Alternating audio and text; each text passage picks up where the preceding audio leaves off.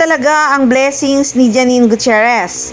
Tama talaga ang sinabi ng isang column noon na tamang taon para kay Janine Gutierrez ang 2026. Itong taon talaga sobrang nag-shine ang aktres. Sobrang ang nagtitrending ngayon sa social media si Janine. Simula nang lumabas ang pictorial niya sa Esquire at ibigay ang titulong The Sexiest Woman Alive.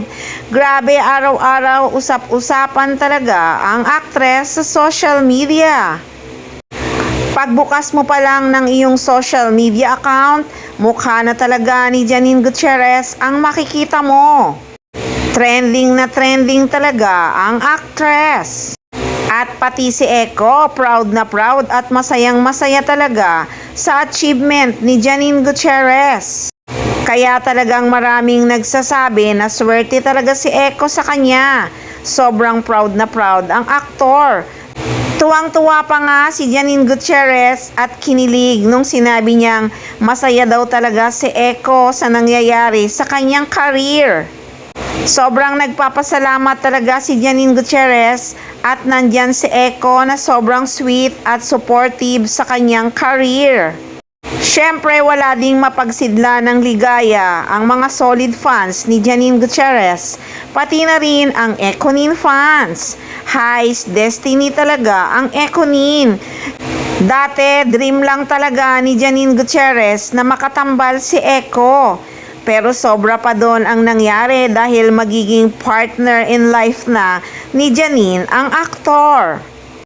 Nabalikan tuloy at naipost sa social media ang interview noon sa Kwentong Barber ni Edward Barber kay Janine Gutierrez na dream daw talaga ng actress na makatambal si Jericho Rosales. Hangang-hanga talaga ang actress kay Echo noon pa man. Oh my gosh, madami.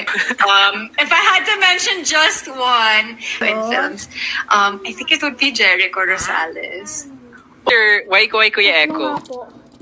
Ang galing niya kasi movies and ang galing niya talaga and Kaya nga sa post ng video na yon ay may caption talaga ang Jericho fan account na not just a dream leading man, she's got a real life partner, both lucky and destined.